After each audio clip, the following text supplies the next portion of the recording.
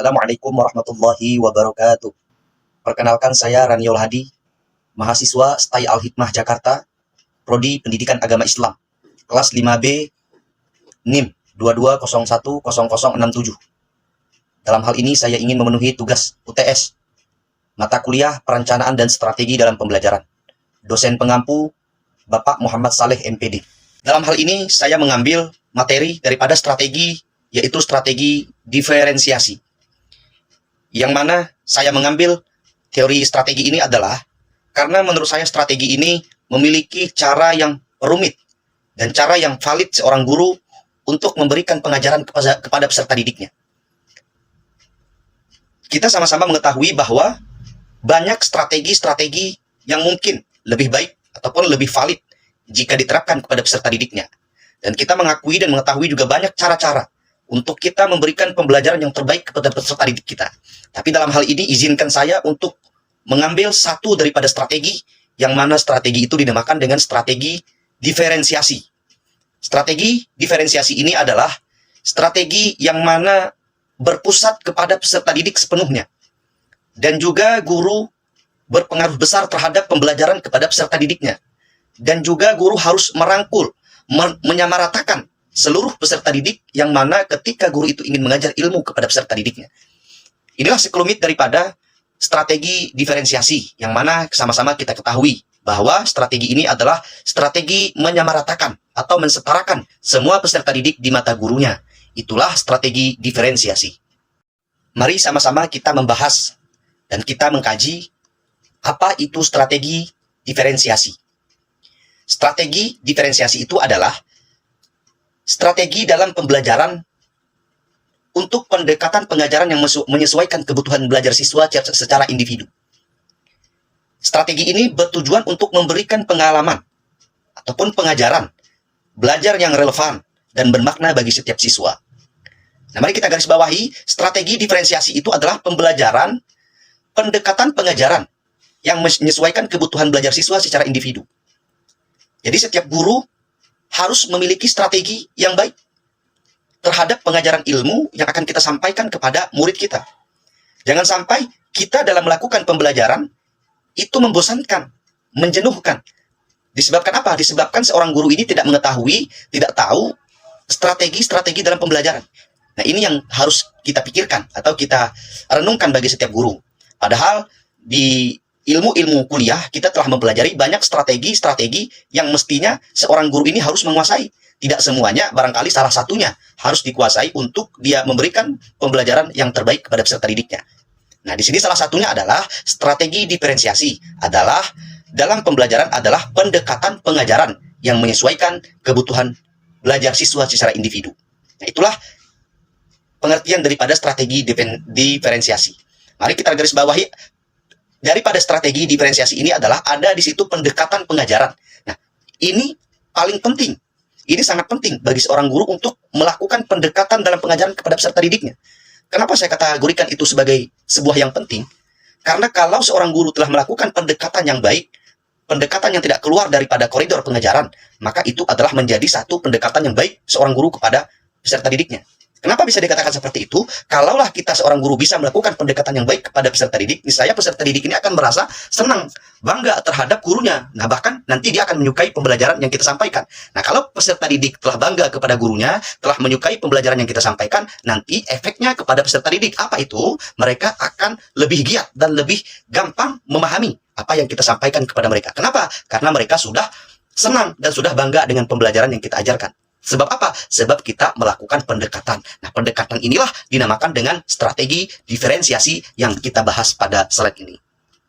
Di sini juga ada prinsip dasar strategi diferensiasi. Prinsip-prinsip dasar strategi diferensiasi, prinsip dasar materi dalam strategi diferensiasi dalam pembelajaran adalah untuk mengakomodasi perbedaan individu di dalam kelas. Tujuannya agar setiap peserta didik dapat belajar secara optimal, sesuai dengan kebutuhan dan potensinya. Nah, di sini adalah prinsip itu bertujuan untuk mengakomodasikan perbedaan individu di dalam kelas. Tujuannya apa? Agar setiap peserta didik dalam pembelajaran bisa melakukan pembelajaran itu secara optimal. Dalam artian, mereka bisa melakukan pembelajaran itu dengan baik, mengikuti pembelajaran di kelas itu dengan sangat baik, dengan aktif, dengan senang, riang, gembira. Nah, itu tujuan daripada prinsip atau strategi daripada diferensiasi. Nah, bertujuan untuk mengakomodasikan supaya peserta didik dapat belajar secara optimal sesuai dengan kebutuhan dan potensinya. Disinilah kita sangat butuh strategi seperti itu untuk kita bisa mengoptimalkan pembelajaran dengan baik. Dan kita bisa mengakomodasikan suasana di dalam kelas itu dengan baik sehingga peserta didik itu bisa belajar sesuai dengan kebutuhan dan potensinya yang dimiliki oleh peserta didik itu. Sekarang kita beranjak ke slide selanjutnya, yaitu langkah-langkah penerapan dalam pembelajaran. Ada beberapa langkah di dalam strategi diferensiasi ini. Langkah-langkah penerapan dalam pembelajaran yaitu yang pertama, melakukan pemetaan kebutuhan belajar melalui 3 aspek, yaitu kesiapan belajar, minat belajar, dan profil belajar. Maksudnya apa? Setiap guru yang ingin menerapkan strategi,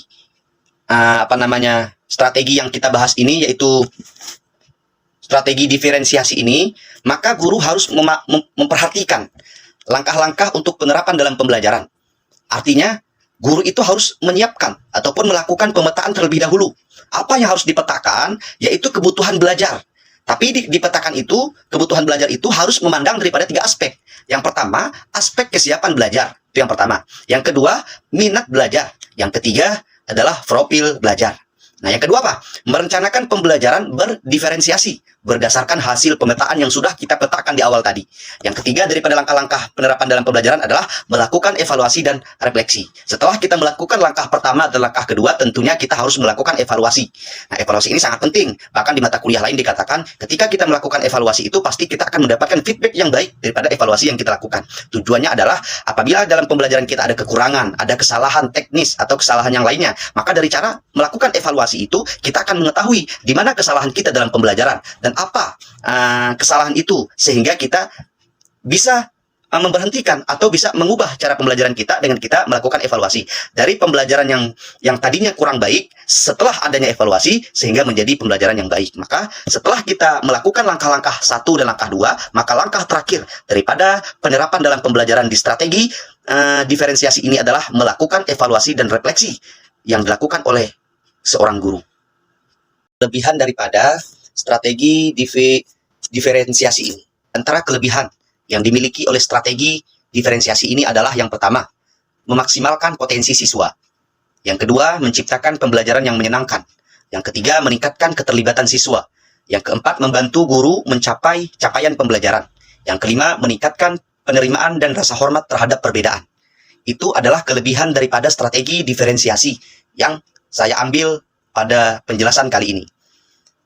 Tentunya dengan kelebihan itu mendorong upaya seorang guru untuk meningkatkan strategi pembelajarannya, untuk meningkatkan strategi penyampaian terhadap peserta didiknya.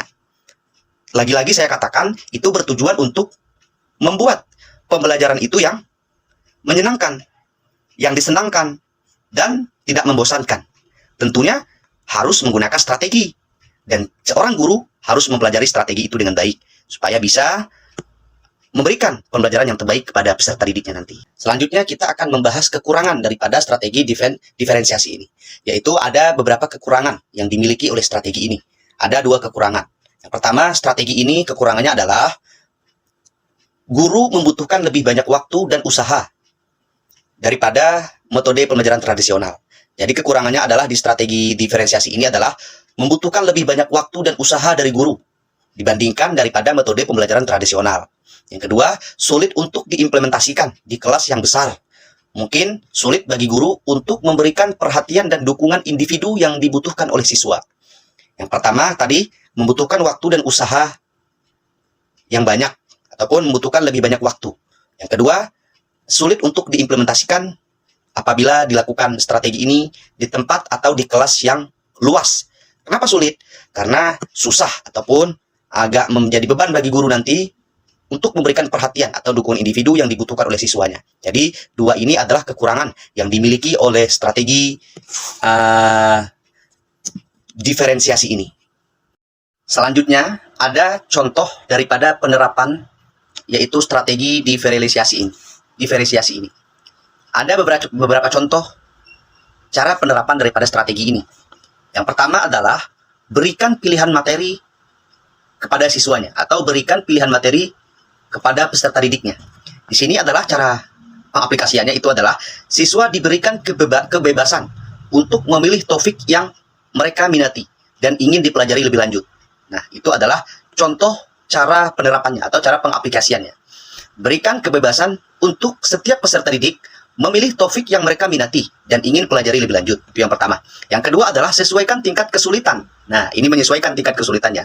Dalam artian, guru membuat soal dengan tingkat kesulitan yang bervariasi sesuai dengan kapasitas siswanya. Misalnya, dalam pembelajaran matematika, siswa yang lebih mahir mungkin boleh diberikan soal yang lebih kompleks.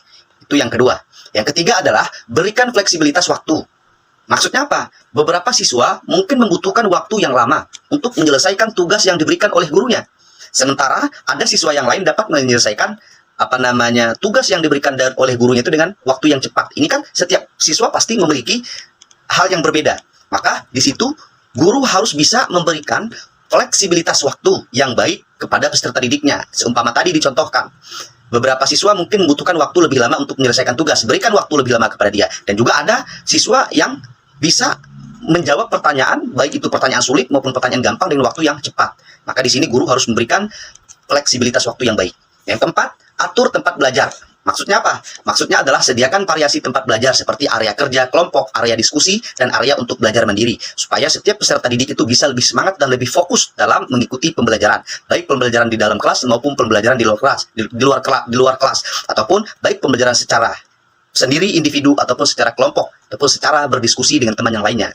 Yang kelima, buat rubrik. Nah, rubrik ini adalah penilaian susun atau penilaian yang secara jelas mencantumkan poin-poin penilaian peserta didik. Yang terakhir adalah jelaskan tujuan penilaian kepada peserta didik di setiap bentuk penilaian kepada siswa. Jadi setiap kita ingin membuatkan penilaian, beritahu kepada siswa supaya siswa melakukan pembelajaran itu dengan baik atau meningkatkan kesemangatannya dalam belajar. Karena biasanya siswa kalau dikatakan nilai begini, mereka itu cepat antusiasnya, cepat responnya. Demi apa? Demi mendapatkan nilai yang baik. Maka beritahukan kepada peserta didik itu kalau penilaian seperti ini dapat seperti ini. Oleh sebab itu, maka itulah daripada cara pengaplikasiannya atau cara penerapannya dalam pembelajaran. Mungkin sekian video ini yang dapat saya sampaikan. Tentunya video ini masih banyak kekurangan ataupun masih banyak kesalahan dari saya pribadi karena saya juga masih belajar, karena masih banyak kekeliruan dalam penyampaian. Saya minta maaf yang sebesar-besarnya. Assalamualaikum warahmatullahi wabarakatuh.